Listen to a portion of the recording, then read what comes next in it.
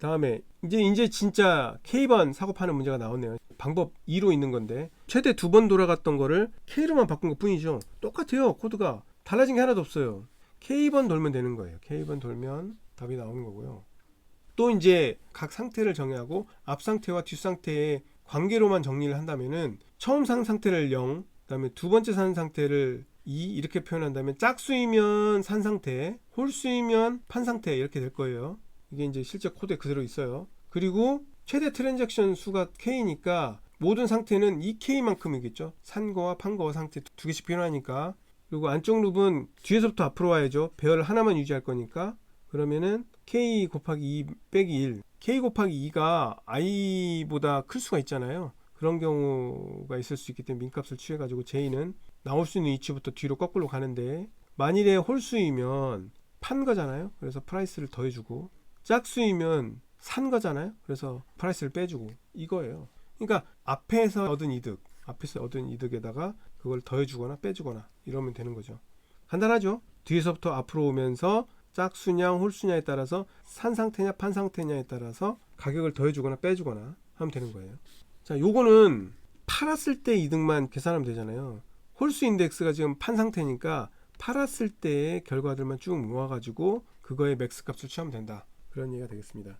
두 가지 방법을 배웠었죠. 하나는 요렇게 묶어가지고 배열로 관리하는 거, 또 요렇게 옆으로 배열을 관리하는 거 배웠고, 요렇게 묶어서 관리하는 거는 두 개의 상태들, 산 상태, 판 상태를 이렇게 유지하면 되는 거였고, 배열 하나로 유지하겠다고 한다면 뒤에서부터 앞으로 오는데 짝수이면 산 상태, 홀수이면 판 상태니까 산 상태냐 판 상태냐에 따라서 더해주거나 빼주기만 하면 되는 거고, 샀을 때든 팔았을 때든 그 매 상태가 갖고 있는 값은 그 순간의 이득인 거죠. 이득. 샀을 때는 되도록이면 싸게 사는 게 이득이니까 마이너스 프라이스를 붙여서 더해주면 그게 샀을 때의 이득이 되는 거고, 팔았을 때는 가장 비싸게 파는 게 좋은 거니까 더해줘가지고 이득을 계속 업데이트 시켜주면 된다는 거죠.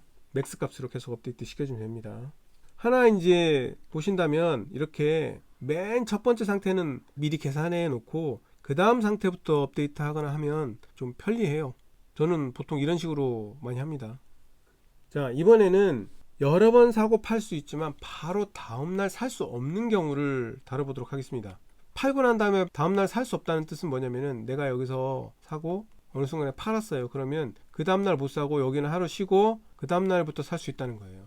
그러면 이제 이걸 상태로 정리하면 이렇게 되는 거죠. 한번 사고 팔고 그 다음에 무조건 쿨다운 타임으로 하루 가야 된다는 거. 요게 달라지는 거죠. 상태가 2개에서 3개로 늘어났다는 것밖에 없어요. 그래서 상태가 2개가 아니라 3개인 거예요. 최대 몇 번 트랜잭션이 일어날 수 있는지를 볼 수 있겠죠. 끝에서는 쿨다운 타임이 필요 없어요. n이 5다 그러면 사고 팔고 쉬고 사고 팔고 2번 일어날 수 있어요. 그러니까 3으로 안 나눠 떨어져도 한 번 더 일어날 수 있는 거예요. 그래서 2를 더해 준 거예요. 그게 최대 나올 수 있는 횟수예요. 자, 그래서 최대 K번의 트랜잭션이 일어나고 상태는 3개. 그 다음부터는 똑같아요. 상태를 관리하는 건 똑같고 3으로 나눠 떨어지면 사는 거죠. 사는 거니까 이렇게 마이너스 프라이스를 붙여준 거고, 그 다음에 나눴더니 나머지가 1이다 그러면 파는 거니까 플러스 프라이스. 여기가 2였을 때하고 똑같죠. 여기는. 그 다음에 여기가 문제예요. 나머지가 2일 때는 쿨다운 타임이 필요하기 때문에 아무것도 안 하면 돼요. 그러니까 둘 중에 그냥 맥스를 취해가지고 업데이트만 시켜놓으면 되는 거죠. 그래서 이 그래프를 만들어낼 수 있느냐, 이 상태 변화를 도출해낼 수 있느냐가 핵심입니다. 그래서 사고 팔고 그 다음에 쿨다운 타임, 사고 팔고 쿨다운 타임 이렇게 놨을 때 앞 단계와의 그래프가 어떻게 되느냐, 이렇게 그려낼 수만 있으면은 이 문제는 바로 풀 수가 있습니다. 앞에서 봤던 방법들로. 그리고 판 상태로 가야 되니까 나머지가 1인 위치로 계속 쫓아가면서 그 값들을 계속 취합해 가지고 거기서 맥스 값을 구하면은 최종 결과가 된다. 이렇게 이해하시면 될 것 같습니다. 그런데 저걸 더 간단하게는 할 수 없을까? 있습니다. 여기서 중요한 거는 여러 번 사고 팔 수 있다는 거예요. 여러 번 사고 판다는 건 뭐냐면은 수의 제한이 없기 때문에 몇 번 사고 파는지는 중요하지 않다는 거예요.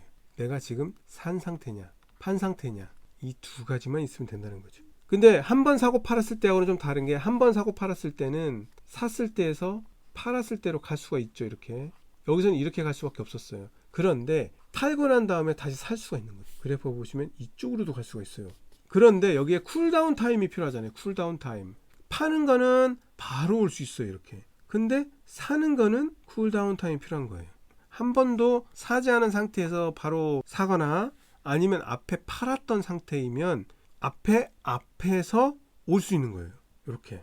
이 그래프를 그려낼 수 있으면 두 번째 방법도 쉽게 구현할 수 있습니다. 이거 생각보다 공부 안 돼 있으면 이렇게 그려내기 어렵죠. 두 가지 상태만 있으면 되고, 왜냐면 여러 번 사고 팔 수 있으니까. 제약이 없잖아요. 제약이 있는 형태로 바꿀 수도 있지만 제약이 없는 상황에서도 풀 수가 있는데, 제약이 없는 상황에서 풀게 되면 한 번도 안 산 상태에서는 사거나, 만일에 판 상태라면 바로 앞에서 못 오고 앞에 상태에서 나로 올 수 있다. S-I-E 상태. 그래서 3개의 상태가 필요해요. 최근 3개의 상태. 쿨다운 타임, 하루에 쿨다운 타임이 필요 없었다면 앞에 2개의 상태만 있었으면 됐어요. 근데 지금은 3개의 상태가 필요하다는 겁니다. 그대로 구현을 해보면 SI 기준으로 생각을 해보면 SI-1과 -2 상태가 필요한데, SI-2에 샀을 때의 상태는 필요가 없어요. SI-2에 팔았을 때만 관심이 있어요. SI-1에서는 샀을 때와 팔았을 때 이 두 개 다 관심이 있어요. 여기서부터 이렇게 화살표가 이어지잖아요. 나한테로 온 화살표는 다 유지해야 돼요. 3개를 갖고 있으면 나의 현재 상태를 업데이트 할 수 있죠. 그래서 현재 산 거, 현재 판 거 요 상태가 있는 거예요. 그럼 과거는 3개의 상태가 필요하죠. 프리뷰 셀이라는 건 프리뷰 셀, 그리고 프리뷰 바이. 그 다음에 새로 살 수도 있죠. 이제 그런 것들도 다 이제 코드에 들어옵니다. 맨 처음 시작할 때는 다 이게 당연히 0이겠죠. 얘는 없죠. 없으니까 이제 0으로 초기화해 놓는 거고, 여기도 아직 팔지 않은 상태잖아요. 그러니까 여기도 0. 얘는 사야 되니까 세팅을 해놔야죠. 그래서 산 거 마이너스를 취했어요. 역시 그렇게 해가지고 샀을 때 가격을 업데이트하고, 그 다음부터는 정상적으로 돌아가는 겁니다. 그래서 현재 산 거는 i번째에 산다고 치자고요. i번째 사는 거는 i-1 상태에서 넘어온 값하고 앞에 판 상태에서 지금 산 상태로 넘어온 거죠. 그런데 여기에 아예 한 번도 사지 않은 상태에서 이때 산 상태는 왜 업데이트를 안 했어요? 사실은 이게 그것도 내포하고 있어요. 왜냐면 프리뷰 셀은 무조건 0 이상이에요. 무조건 0 이상. 그러니까 이득이 하나도 없을 때는 0이에요. 0. 그러니까 0에서 이 프라이스를 뺐다는 거는 한 번도 사지 않은 상태에서 새로 사면서 들어온 상태하고 똑같잖아요. 그러니까 이 상태를 0 이상으로 유지함으로써 새로 사면서 들어온 상태하고 앞에까지 해서 판 거에서 사면서 들어오는 이 상태가 이 코드 안에 다 포함이 돼버린 거예요. 그래서 이 프리뷰 셀은 항상 0보다 크거나 같은 게 유지되기 때문에 이게 가능한 겁니다. 그래서 요 3개의 맥스 값을 취해서 커런트 바이로 업데이트 합니다. 그 다음에 커런트 셀은 요거와 요거밖에 없죠. 그래서 프리뷰 셀 앞에서 판 상태하고 앞에서 산 상태에다가 판다고 하면, i번째에 판다고 하면 얻을 수 있는 이득을 더해서 맥스 값을 취하면 현재 팔았을 때, i번째에서 팔았을 때 최대 이득이 나오겠죠. 프리뷰 셀은 프리뷰 셀로 갈 거고, 커런트 셀은 프리뷰 셀로 가겠죠. 이렇게 해가지고 그 다음 상태를 위한 업데이트, 여기 업데이트 해주고, 이렇게 해서 스페이스 컴플렉시티 5.1에 계산할 수 있게 된다, 이런 얘기가 되겠습니다. 만일에 이해가 안 되신다면 계속 반복해서 보시고, 좀 잊혀질만 하면 다시 한번 보시고, 이렇게 몇 번만 보시면은 그냥 머릿속에 어느 순간 나도 모르게 들어와서 받아들여지는 순간이 올 거예요. 그렇게 공부하시는 것도 방법이지 않을까 생각을 해봅니다. 자, 이번에 마지막 문제입니다. 이제는 여러 번 사고 팔 수 있지만 쿨다운 타임 하루가 있는 제약 조건도 없고요. 대신에 비용이 있네요. 비용. 사고 팔 때마다 비용. 근데 그냥 피가 고정이네요. 피가 고정이면 사실은 어렵지 않을 것 같아요. 왜냐면 여러 번 사고 팔 수 있었다니까 결국엔 이 형태로 정리하면 될 것 같아요. 사면 산 상태가 유지되거나, 팔아서 그 다음 상태로 가거나, 또 산 상태에서 팔아서 판 상태로 가거나, 이렇게 갈 거란 말이에요. 그대로 유지되거나, 아니면 안 산 상태에서 최초로 사거나, 이렇게 될 거란 말이에요. 근데 앞에서 보니까 대체로 이렇게 처리하는 걸 보니 앞에 변수를 하나를 그냥 0으로만 세팅해 놓으면은 요거는 그냥 커버가 될 것 같단 말이에요. 어쨌든. 그런데 여기다 피가 있단 말이에요. 이 트랜잭션이 일어날 때마다 피가 한 번 일어난다는 거예요. 피는 어떻게 해요? 마이너스 방향의 값이잖아요. 이 마이너스 방향에다가 피를 그냥 더해주면 되는 거 아닌가? 그렇잖아요. 왜냐하면 결국엔 팔았을 때 얻는 이득이 내가 원하는 최종 이득이잖아요. 팔아야 되잖아요. 그래야 그게 이득인 거지. 살 때 그냥 더해주면 마이너스로, 그러니까 결국 빼주는 거죠. 그 다음 팔았을 때는 자연스럽게 거기에서 이 fee까지 반영한 이득이 나오겠죠. 사실 어렵지 않아요. 그냥 어려운 문제는 아닙니다. 저 fee가 고정이 되어 있기 때문에 어려운 문제가 아니겠어요. 그래서 이걸 그대로 코드로 구현하면 앞에서는 이 전 팔았을 때에도 유지해야 됐지만 지금은 그런 쿨다운 타임이 없었기 때문에 전 판 거와 전 산 상태 이 두 상태만 유지하면 돼요. 그래서 살 때는 앞에 상태가 유지가 되거나 또는 앞에 판 상태에서 그 가격을 빼주면서 fee를 같이 빼주면 되는 거예요. 이때 프라핏이 되겠죠. 샀을 때 프라핏.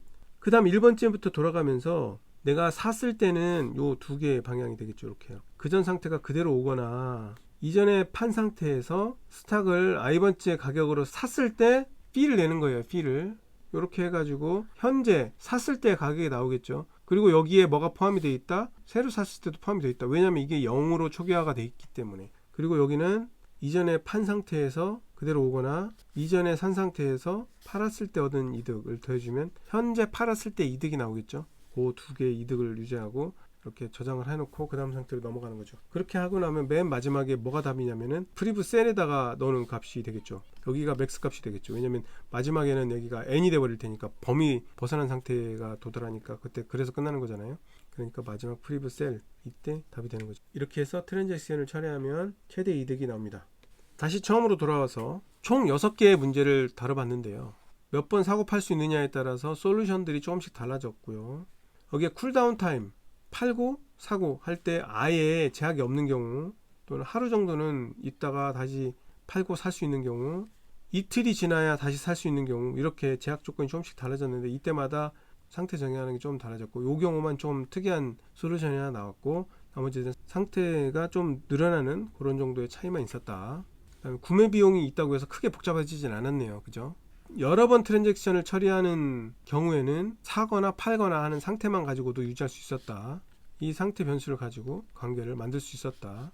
그다음에 횟수가 K번 있는 경우는 쪼갰죠. 버티컬리 상태를 유지해서 처리하는 방법도 있었지만 옆으로 이렇게 잘라가지고 상태를 관리하는 방법도 있었죠.